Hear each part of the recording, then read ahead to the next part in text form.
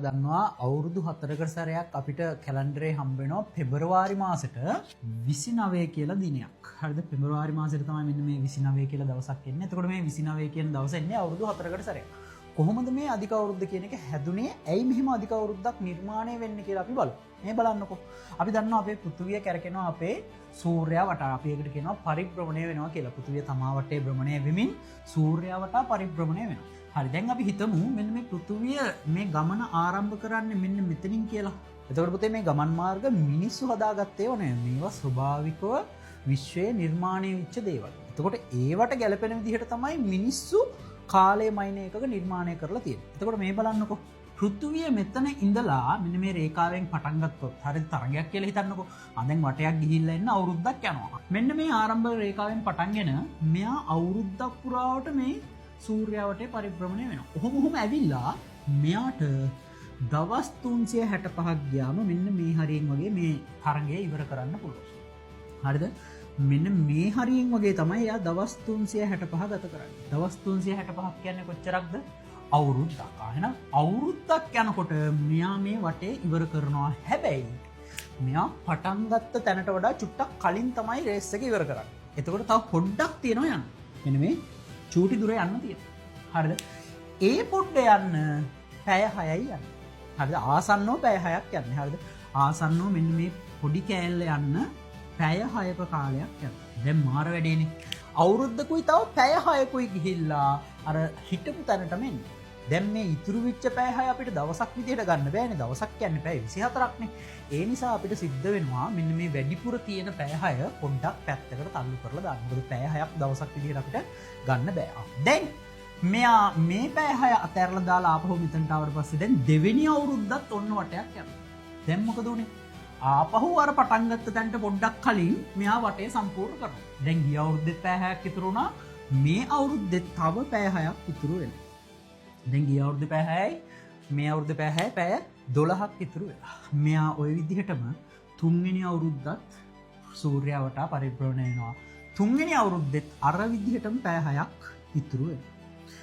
හතරවෙනි අවුරුද්දෙත් ওই විදිහටම යනවා. හතරවෙනි අවුරුද්දෙත් අර විදිහටම පැය 6ක් ඉතුරු වෙනවා. දැන් අවුරුදු 4ක් ගත වෙලා අවුරුදු 4ෙම පැය 6 ඉතුරු වෙච්ච පැය 6 ගොඩවල් 4ක් දැන් තියෙනවා. හරිද? දැන් අවුරුදු 4ක් මේ පැය 6 පැත්තකට දැම්මට දැන් මොකක්ද වෙලා තියෙන්නේ? 6 ඒවා 4ක් පැය 24ක් නිර්මාණය වෙලා තියෙනවා. දැන් පැය 24ක් කියන්නේ එක දවසක්. අවුරුදු 4ක් යද්දී පැය 6 ගොඩවල් 4ක් එකතු වෙලා පැය 24ක් නිර්මාණය වෙලා තිනවා. දැන් මේක නොසලකා හරින්න බෑ. දැන් අවුරුදු 4ක් ගියාට පස්සේ අපිට අර ඉතුරු වෙච්ච මේක දැන් මේ එක අවුරුද්දක් ඇතුලේ හැදෙන දවසක් නෙමෙයි ළමයි. අවුරුදු 4ක් පුරාවට පැය 6 එකතු වෙලා හැදිච්ච දවසක් තමයි මේ පෙබරවාරි 29 කියලා අවුරුදු 4කට සැරයක් අර වැඩි වෙන පැය 24. පෙබරවාරි සාමාන්‍ය ඉවර වෙන්නේ 28 නේ. පෙබරවාරි මාසයේ ඉවර වෙන්නේ 28. හැබැයි අර අවුරුදු 4ක් එකතු වෙච්ච පැය 6 ගොඩවල් 4 පැය 24 පෙබරවාරි 29 විදිහට අධික අවුරුද්දක් විදිහට අපි ගන්නවා. හරිද?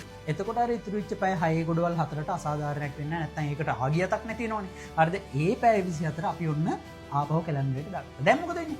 දැන් ඔන්න පස්වෙනි අවුරුද්ද. එහෙම නැත්නම් අර පළවෙනි අවුරුදු 4 ගියාට පස්සේ ඊළඟ අවුරුදු 4 ආපහු අර මුලින් ඉඳලා යනවා. එතකොට ආයි පැය 6ක් ඉතුරු වෙනවා. ආයි පැය 6ක් ඉතුරු වෙනවා. ඔහොම ගිහිල්ලා ආපහු අවුරුදු 4ක් ගියාම තමයි පැය 24ක් ඉතුරු වෙන්නේ. ඔන්න ඔය විදිහට අවුරුදු 4න් 4ට අර පැය 6 ඉතුරු වෙන පැය 24 දවස පෙබරවාරි 29 විදිහට අරගෙන අපි අධික අවුරුද්ද හදා ගන්නවා. මොකද මේ දේවල් මම කියවනේ මේවා අපිට ඕන විදිහට හැදිච්ච දේවල් නෙමෙයි. මේවා විශ්වයේ නිර්මාණය. එතකොට අපිට සිද්ධ වෙනවා ඒකට ගැලපෙන විදිහට කාලයම ඉන්න ගැලපෙන එකක හදා ගන්නවා. ඒකයි ඔය අධික අවුරුද්ද කියලා අවුරුදු 4කට සැරයක් හම්බෙන්නේ. එතකොට දැන් අපිට පුළුවන් වෙන්න ඕනේ යම්කිසි වර්ෂයක් අධික අවුරුද්දක්ද නැද්ද කියලා හොයාගන්න. අපි බලමු කොහොමද මේ වර්ෂයක් අධික අවුරුද්දක්ද නැද්ද කියලා හොයාගන්නේ කියලා. හරි. දැන් මං ගාව වර්ෂ 5ක් තියෙනවා මෙන්න මේ විදිහට. එතකොට දැන් මට දැනගන්න ඕනේ මේ ලියලා තියෙන වර්ෂ අධික අවුරුද්දද එහෙම නැත්නම් සාමාන්‍ය දින 365 අවුරුද්දද කියලා දැනගන්න ඕනේ. පුතේ යම්කිසි වර්ෂයක් අධික අවුරුද්දක් නම් අපිට ඒක දැනගන්න පුළුවන් මෙන්න මේ විදිහට. අදාළ වර්ෂයේ අගට බිංදු දෙකක් තියෙනවා නම්, ඒ කියන්නේ දකුණු පැත්තේ කෙළවරට බිංදු දෙකක් තියෙනවා නම් අපි මේ වර්ෂය 400ෙන් බෙදලා බලන්න ඕනේ. 400ෙන් බෙදෙනවා නම් ඉතුරු නැතුව ඒ අවුරුද්ද අධික අවුරුද්දක්. ඒ වගේම තමයි අදාළ වර්ෂයේ අගට බිංදු දෙකක් නැත්තම්. හරිද? බිංදු දෙකක් නැත්තම් අපි ඒ වර්ෂය බෙදලා බලන්න ඕන 4ෙන්. 4ෙන් බෙදනවා නම් මේ වර්ෂය අධික අවුරුද්දක් වෙනවා. හරිද? අගට බිංදු දෙකක් තියෙනවා නම් 400ෙන් බෙදන්න ඕන. අගට බිංදු දෙකක් නැත්තම් 4ෙන් බෙදන්න. හරි. පටන් ගමු. 2020 කියන අවුරුද්ද මෑත කාලීන අවුරුද්දක්. එතකොට මේ වර්ෂය ගත්තන් පස්සේ අපි බලනවා දකුණු පැත්තේ කෙළවරට බිංදු දෙකක් තියෙනවද? නෑ. එක බිංදුවක් තියෙනවා. ඉතින් අපිට ඒක වැඩක් නැහැ. බිංදු දෙකක් තියෙනවා නම් 400ෙන් බෙදනවා. එහෙම නැත්තම් 4ෙන් බෙදනවද බලන්න. ඕනිම සංඛ්‍යාවක් මේක මේ දින වකවානු වලට අදාළ කතාවක් නෙවෙයි. ඕනිම සංඛ්‍යාවක් අපි දන්නවා 4ෙන් බෙදෙනවා නම් අග ඉලක්කම් දෙකෙන් හැදෙන සංඛ්‍යාව 4ෙන් බෙදෙන්න ඕන. උදාහරණයක් විදිහට අපි ටිකක් ලොකු සංඛ්‍යාවක් ගමු. ටිකක් විශාල සංඛ්‍යාවක් අරගෙන තියෙනවා. දැන් මම අහනවා මේ සංඛ්‍යාව 4ෙන් බෙදෙනවද කියලා. මේ සංඛ්‍යාව 4ෙන් ඉතුරු නැතුව බෙදෙන්න නම් මේ අග ඉලක්කම් දෙකෙන් හැදලා තියෙන සංඛ්‍යාව 4ෙන් බෙදෙන්න ඕන. උදාහරණයක් විදිහට මේ දීලා තියෙන සංඛ්‍යාවේ අග ඉලක්කම් දෙකෙන් හැදෙන්නේ 32. අපි දන්නවා 32 4ෙන් බෙදුවොත් 32 4ෙන් බෙදෙනවා. 32 4ෙන් ඉතුරු නැතුව බෙදෙන නිසා අපිට කියනවා මේ දීලා තියෙන සංඛ්‍යාවත් 4ෙන් ඉතුරු නැතුව බෙදෙනවා කියලා. අන්න ඒ ක්‍රමයට අපිට පුළුවන් මෙන්න මේ 2020 කියන සංඛ්‍යාව ඕනනම් 4ෙන් බෙදලා බලන්න පුළුවන්. අග ඉලක්කම් දෙකෙන් හැදෙන සංඛ්‍යාව 20. 20 4ෙන් බෙදෙනවනේ ළමයි. 20 4ෙන් බෙදෙන නිසා අපිට කියන්න පුළුවන් 2020 කියන අවුරුද්දත් 4ෙන් බෙදෙනවා. 4ෙන් බෙදෙන නිසා මෙයා අධික අවුරුද්දක් වෙනවා. හරිද? ඊළඟට තියෙනවා 2026. එතකොට 2026 කියන අවුරුද්දේ 2026 4ෙන් බෙදනවද බලන්න තියෙන්නේ. මොකද අගට බිංදු දෙකක් නැහැනේ. අගට බිංදු දෙකක් නැත්තම් මොකද්ද? 4ෙන් බෙදලා බලන්න ඕන. මෙයාගේ අගට බිංදු දෙකක් නැහැ. එහෙනම් බෙදලා බලනවා මෙයාව 4ෙන් බෙදනවද බලන්න අපි දන්නවා ක්‍රමයක් මොකද්ද? අග ඉලක්කම් දෙකෙන් හැදෙන සංඛ්‍යාව 4ෙන් බෙදනවද බලන්න ඕන. 26 ගත්තන් පස්සේ 4ෙන් බෙදෙන්නේ නැහැ. ඒ නිසා 2026 4ෙන් බෙදෙන්නේ නැහැ. ඒ නිසා 4ෙන් බෙදෙන්නේ නැති නිසා මෙයා අධික අවුරුද්දක් නෙවෙයි. ඊළඟට තියෙනවා 2000. 2000 තියෙනවා අගට බිංදු දෙකක්. එතකොට අපි අගට බිංදු දෙකක් තියෙන සංඛ්‍යාවක් නම් අපි දන්නවා බෙදෙන්න ඕනේ කියන්නේ 400. 400ෙන් බෙදෙනවා කියන්නේ අපි දන්නවා මේක මේ විදිහට ලියාගත්තොත් 2000 බෙදීම 400 කියලා ලියාගත්තොත් මේ බිංදු දෙකට මේ බිංදු දෙක කැපුණා 24ෙන් බෙදන්නේ. 24ෙන් බෙදුනම කීයද? 24ෙන් බෙදුනම 5යි. ඒ කියන්නේ 2400ෙන් බෙදෙනවා. ඒ නිසා මේ 2000 කියන්නේ අධික අවුරුද්දක්. ඉතින් ඔයාලට ප්‍රශ්නයක් වෙනවා. ඉතින් ඕක 4ෙන් බෙදුවත් 4ෙන් බෙදනවනේ. 2000 4ෙන්ුත් බෙදනවනේ. පුතේ ප්‍රශ්නේ තියෙන්නේ මෙන්න මේකයි. 400ෙන් බෙදන්න කියන්නේ දැන් මේ බලන්නකෝ. 1900 කියන අවුරුද්දත් 4ෙන් බෙදුවොත් 4ෙන් බෙදෙනවා. හැබැයි 1900 කියන්නේ අධික අවුරුද්දක් නෙවෙයි. මොකද 1900 කියන අවුරුද්ද අපි අගට බිංදු දෙකක් තියෙන නිසා අපේ නීතිය 400ෙන් බෙදෙන්න ඕනේ. 1900 කියන අවුරුද්ද අගට බිංදු දෙකක් තියෙන නිසා බෙදන්න ඕනේ 400ෙන්. අගට බිංදු දෙකක් තියෙන අවුරුදු තමයි 400ෙන් බෙදන්නේ. එතකොටත් බිංදු දෙකට බිංදු දෙක කැපිලා ගියොත් අපිට ඉතුරු වෙන්නේ 19 බෙදීම 4ක්. 19 ඉතුරු නැතුව 4ෙන් බෙදෙන්නේ නැහැ. 1900 කියන අවුරුද්ද 400ෙන් බෙදෙන්නේ නැති නිසා එයා අධික අවුරුද්දක් නෙවෙයි.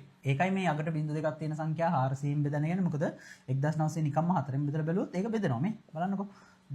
1ට 4 ඒව නැහැ 19ට 4 ඒව 4යි 4ක් 4 16යි. එතකොට 9න් 6ක් ගියාම 3යි. බිංදුව පල්ලෙහාට අරගෙන ආවම 30ට 4 ඒව 7ක් තියෙනවා. 7ක් 4 28යි. දෙකක් ඉතුරුයි 20ට 4 ඒව 5ක් තියෙනවා. 5ක් 4 20යි. 20 20ක් ගියාම බිංදුවයි. අන්න ඉතුරු නැතුව බෙදුනවා 475ක් කියලා. 4ෙන් බෙදුනට මෙයා අධික අවුරුද්දක් නෙවෙයි. හරිද? ඒ නිසා 4ෙන් බෙදලා බලුවොත් කාට හරි මේක අධික අවුරුද්දක් කියලා එනවා. එහෙම වුණොත් උත්තරේ වැරදි. ඒ නිසා අපි අගට බිංදු දෙකක් තියෙනවා නම් 400ෙන් තමයි බෙදලා බලන්න ඕනේ. එතකොට එනවා අපිට බිංදු දෙකට බිංදු දෙක කැපිලා ගියාම 19 බෙදීම 4ක් 19 4ෙන් බෙදෙන්නේ නැති නිසා 1900 කියන්නේ අධික අවුරුද්දක් නෙවෙයි. හරිද? ඊළඟට 2008 කියලා අවුරුද්දක් දීලා තිනවා. දැන් 2008 ගත්තන් පස්සේ ඒක බෙදන්න ඕනේ අපි 400ෙන්ද 4ෙන්ද? අගට බිංදු දෙකක් තියෙනවා නම් තමයි 400ෙන් බෙදන්නේ. මෙතන අගට බිංදු දෙකක් නැහැ. අගට තියෙන්නේ 8 ඉලක්කමක් සහ බිංදුවක්. එතකොට අපි බෙදන්නේ 4ෙන්.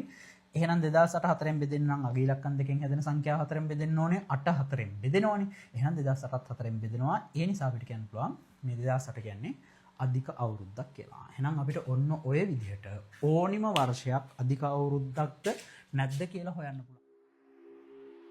Maths Academy online ගණිත පන්තිය. ඒ සිහිනය ගෙදරට